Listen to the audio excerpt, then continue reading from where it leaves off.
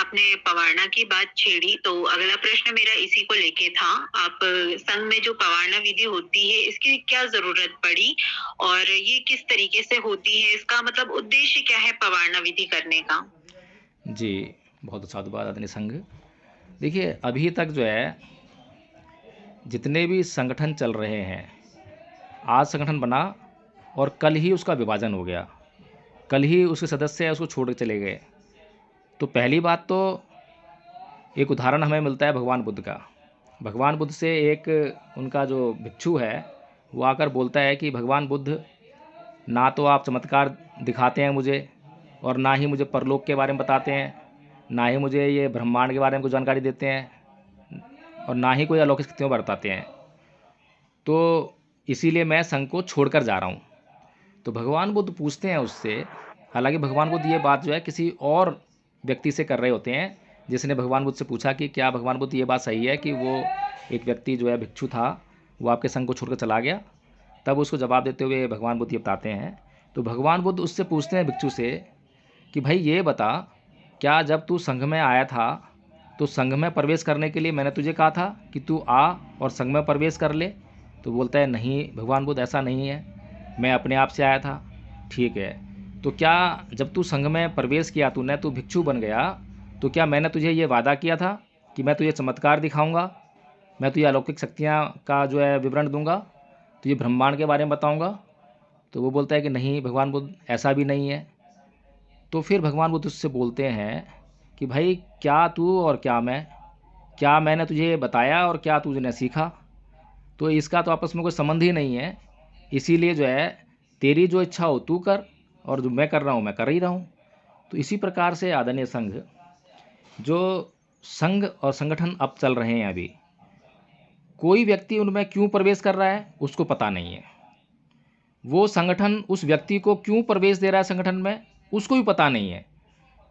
बस किसी ने जय भीम का नाम ले दिया, कोई बाबा साहेब के नाम पर संगठन चल रहा है, कोई बुद्ध के नाम पर संगठन चल रहा है, तो मैं भी बहुजन समाज का हिस्सा हूँ, मैं भी अम्बेडकरवादी हूँ, तो मुझे ये संगठन से ज्वाइन करना चाहिए, जुड़ना चाहिए। बस इसीलिए जो है कोई व्यक्ति उस संघ या संगठन से जुड़ जाता है। और वो संगठन जिसको सदस्य चाहिए, जिसको अपनी ताकत दिखानी है, जिसको बहुत भारी संख्या दिखानी है, तो वो किसी को भी बिना कुछ उसकी जांच परख किए अंदर आने जा देता है। उसकी रसीद भी काट देगा, सदस्यता भी कर लेगा, सब कुछ कर देगा। और कई बार तो ऐसा देखा गया है, मैं तो खुद कई संगठनों से होकर आया हूँ, कि बिना उसके पूछे, बिना उसके सामर्थ्य की जांच किए वह उसको जिम्मेदारी भी दे देते हैं। किसी को किसी प्रदेश का अध्यक्ष बना दिया, कोई सचिव बना दिया, कहीं कुछ अध्यक्ष बना दिया, काम नहीं कर रहा है कोई भी, किसी को कोई काम नहीं करना है, ना कोई करता है, बस उनको जो है पद बांट दिए और वो संगठन चलने लगे। लेकिन धम्मपद संघ ने बिल्कुल एक अलग प्रक्रिया अपनाई। जब भी संघ में कोई आता है तो सबसे पहले संघ उससे जानता है कि भाई आपका उद्देश्य क्या है, आप क्या करना चाहते हो सकता है कि आप गणित सीखना चाहते हो, तो संघ में तो गणित सिखाया जाता, तो उसके लिए आप जो है कहीं और देखिए गणित सीखने के लिए। यहाँ पर तो जो है भारत को बौद्धमय करना लक्ष्य है, और जो लोग यहाँ जुड़े हुए हैं वो भारत को बौद्धमय करने का काम कर रहे हैं। तो जब पता लगता है कि हाँ उसका भी लक्ष्य वही है, तो उससे ये पूछा जाता है कि भाई क्या आपके पास भारत को बौद्धमय करने के लिए कोई योजना है? तो उसके पास कोई योजना नहीं है तो नहीं बताता हो जाए। फिर उससे ये कहा जाता है कि अगर धम्मपद संघ अपनी योजना बताए तो क्या आप उसको सुनना चाहोगे? तो धम्मपद संघ जो है फिर उसको अपनी योजना बताता है, अपना लक्ष्य बताएगा, अपनी योजना बताएगा। फिर उससे पूछता है कि क्या आपको धम्मपद संघ के बारे में कुछ और जानना है, कुछ पूछना है? तो वो कहता है कि हाँ मुझे पूछना है, तो पूछता है। या फिर वो कहता है कि मुझे अभी 2-4 दिन देखना है, जुड़कर देखूंगा, मैं सीखूंगा पहले कि क्या चल रहा है क्या नहीं चल रहा है, उसके बाद डिसाइड करूंगा। तो वैसा भी करने का जो मौका संघ देता है। और संघ हमेशा जो है किसी भी व्यक्ति को बार बार समय समय पर जागृत करता है कि भाई आप जो है हमेशा प्रश्न करना सीखिए, जांच करना सीखिए। कभी भी कोई मन में संदेह आए तो तुरंत उसको जो है प्रस्ताव लेकर संघ के सामने आइए, और संघ में अगर उसके ऊपर कोई निर्णय ना हो तो उसके खिलाफ आवाज़ उठाइए। इस संघ में व्यक्तिवाद नहीं चलना चाहिए, किसी एक व्यक्ति की तानाशाही नहीं होनी चाहिए। यह संघ सबका है, जो इस संघ में अभी हैं उनका भी है, और जिन लोगों के लिए यह काम कर रहा है उनका भी है। बेशक वो संघ में नहीं है लेकिन काम तो उनके लिए हो ही रहा है, तो उनका भी है। जब भी कोई संघ में व्यक्ति पहली बार आएगा तो उसको भी उतना ही अधिकार होगा प्रश्न पूछने का जितना कि संघ में जुड़े हुए लोगों को अधिकार है, जितना कि संस्थापक को अधिकार है, जितना कि संघनायक को अधिकार है। अधिकारों के मामले में किसी में कोई भेदभाव नहीं है। हाँ, कर्तव्य के मामले में भेदभाव जरूर है। संस्थापक को कर्तव्य दिया गया है तो वो अपने कर्तव्य का निर्वहन करेगा, अगर नहीं करेगा तो उसको जवाब देना पड़ेगा। जवाब नहीं देगा, कर्तव्य का निर्वहन नहीं हुआ तो दंड मिलेगा।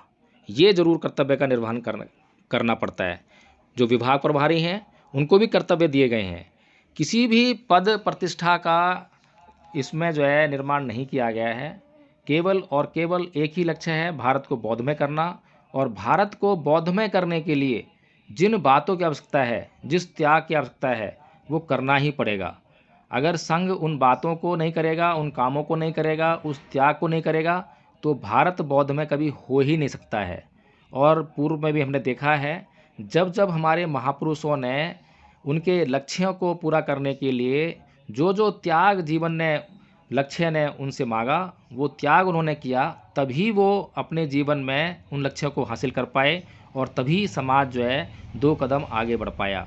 चाहे वो परम पूज्य बाबा साहब डॉक्टर भीमराव अम्बेडकर हों, भगवान बुद्ध हों, या मान्यवर साहब कांसीराम जी हों, या ज्योतिबा फूले, सावित्रीबाई फूले हों, तमाम महापुरुषों ने जो है जो उनके लक्ष्य है उन्होंने निर्धारित किए अपने जीवन में, उनको पूरा करने के लिए वांछित त्याग, समर्पण, बलिदान किया, तभी लक्ष्य हासिल हुए।